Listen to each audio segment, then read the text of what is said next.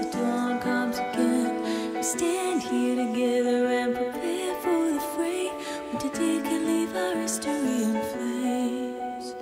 I look on the faces that oppression is great, and the scars deep within that mark a lifetime in chains. The stark legacies of a nation have changed, and the history book begins another page.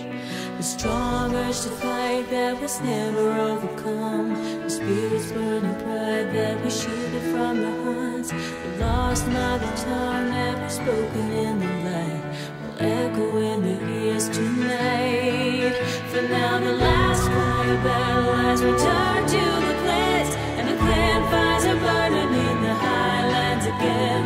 We'll fight till the flag of freedom flies overhead, and the evil-hearted tyranny is dead. When the color of the battlefield is red.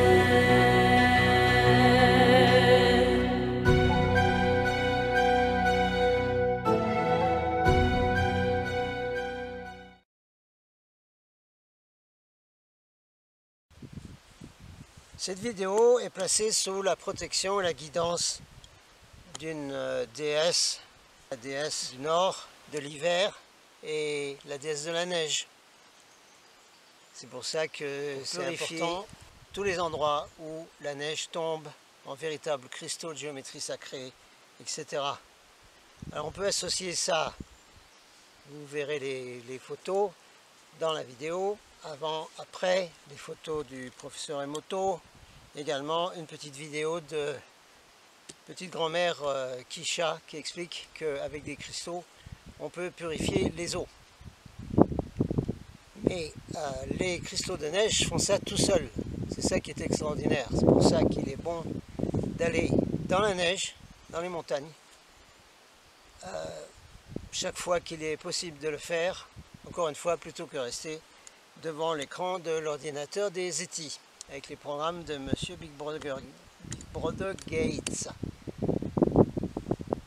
Et également, cette neige tombe sur des montagnes qui très souvent sont des vortex d'énergie, des bases extraterrestres, des poches multidimensionnelles, etc.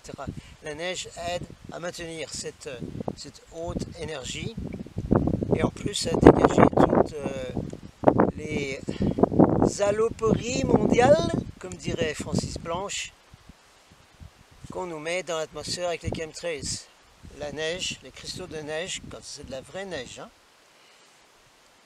géométrie sacrée, élimine les métaux lourds et toutes les saloperies qui sont dans l'atmosphère, au-dessus des endroits où tombe la neige, de la même façon que le professeur Emoto a réussi à éliminer la radioactivité de nappes d'eau près de Fukushima, ou d'eau de barrage au Japon qui était une pollution épouvantable, et les cristaux de l'eau sont devenus de la merveilleuse géométrie sacrée grâce à certaines musiques et certains rituels bouddhistes, etc.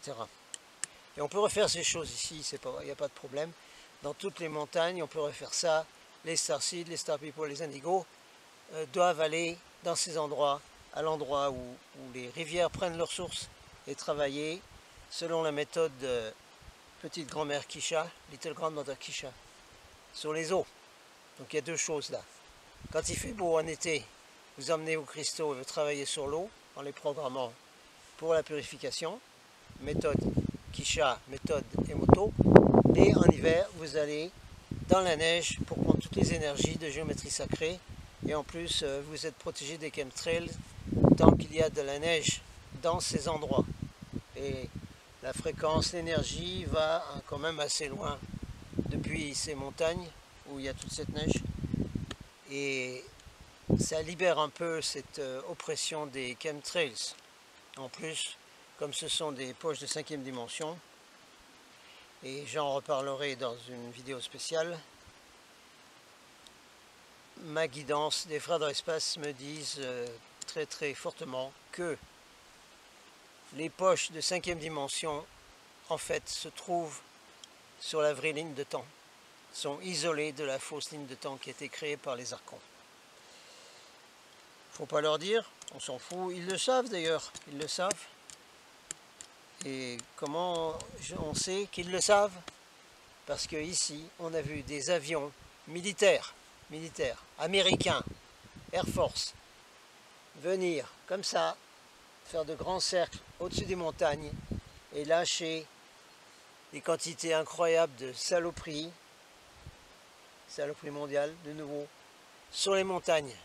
Il n'y a pas d'habitants là-bas, donc il n'y a aucune raison d'envoyer la soupe des chemtrails dans des endroits où il n'y a que de la nature, puisqu'il n'y a pas d'habitants sur lesquels faire du contrôle mental.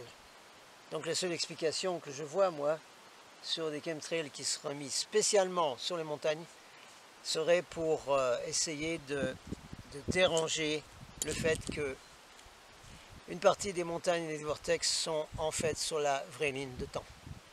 C'est un point extrêmement important, ça. On va en reparler, et en reparler. Bon, là, c'était une vidéo spéciale sur les cristaux de neige, en remerciant la déesse. J'ai parlé, en fait, dans des vidéos précédentes, y compris les questions-réponses, des dieux et déesses. Vous savez ce que j'ai dit sur l'Égypte, ce que j'ai dit sur la Grèce. Les dieux et déesses du Nord, ce qu'on appelle Norse, hein, toute la mythologie Norse qu'on appelle, pas seulement viking, c'est Norse, c'est tous les Celtes du Nord, ressemblaient beaucoup à la mythologie grecque, et on retrouve les mêmes déesses sous des noms différents, c'est extraordinaire. Et on reparlera de ces déesses, en particulier Freya qui a amené les runes, et dans la géométrie sacrée, et les symboles sacrés, il n'y a quasiment plus que les runes qui ont été protégées par Freya des manipulations des archons. Pour tout le reste, il faut faire très attention avec tous les symboles sacrés, y compris les lettres de feu, il faut faire très attention. Mais Freya va nous en reparler, on demandera une guidance à Freya là-dessus, pour vous expliquer un peu mieux. Pour l'instant, on était encore ici, avec la déesse de l'hiver et de la neige,